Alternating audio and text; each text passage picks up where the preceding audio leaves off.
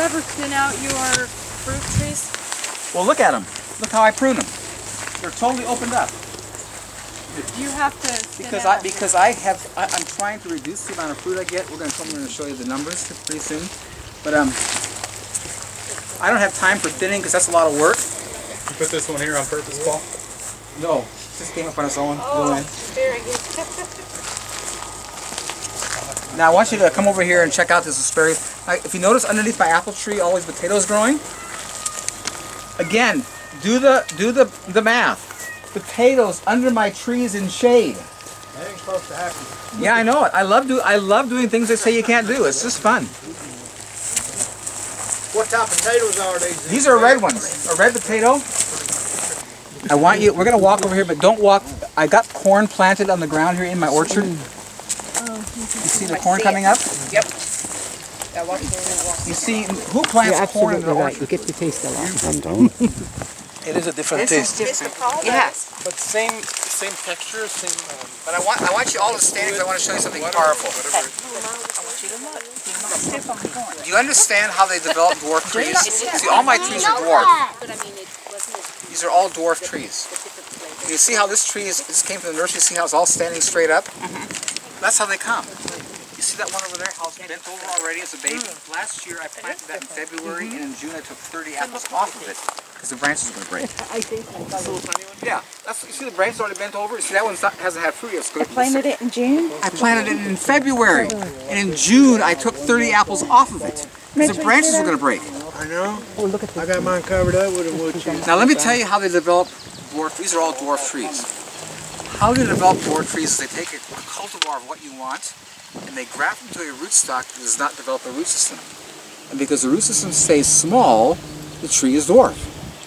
Remember how they taught you in school that the roots go as far as the drip line, as far as the branches go out? That's as far as roots go out?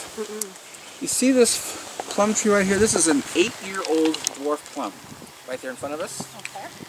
You see this root sucker right over here? This root sucker right here? Is that it? This is coming from that tree, 30-foot radius, not diameter, radius from the trunk in 8 years. Wow. And that's a dwarf tree. It's not supposed to develop roots. You see my challenge?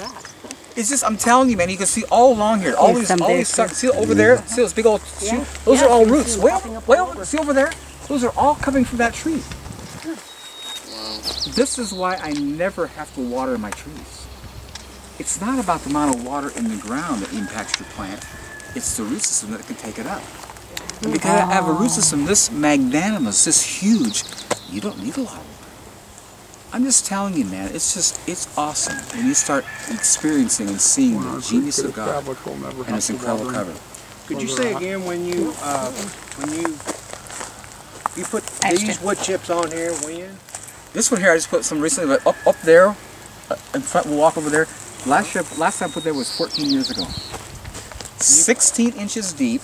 16, and right up to the tree trunks, tight. Which all the books say, and all the teachers say you can't do. You can't put it in the tree trunks, so it'll ruin the tree. Yeah. How stupid. Have you been in the woods? Oh, yeah. In nature? When the wind blows, needles and leaves bank up those tree trunks a foot and a half deep. No one pulls those away. The trees are fine. I'm telling you, all these lies they tell us are insanity. And to create a little space around your trunk there with all kinds of garbage going to fall in to keep it away from the trunk, how stupid. How inconvenient. Just telling you, man, we get lied to, and we're so brain dead because of our education, we believe the lies. We're not looking. Wake up and just pay attention to nature. It teaches you everything. You just throw the books away because they're lying. So it's interesting you use wood chips here in your trees, but in the garden you use the stuff for your chickens. That was a new thing. I use wood chips, but I started to realize what my chickens was making.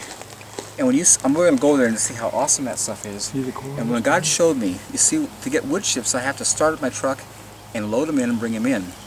Everything that maintains my garden, we're going to go there and eat it. You're going to be blown away. Everything that maintains my garden for the rest of my life, all requires is a wheelbarrow, a screen, and a shovel. And for the rest of my life, I have everything I need via my chickens from my yard waste. And God started to speak to me because I can't walk anymore and I can't do much. But you know what?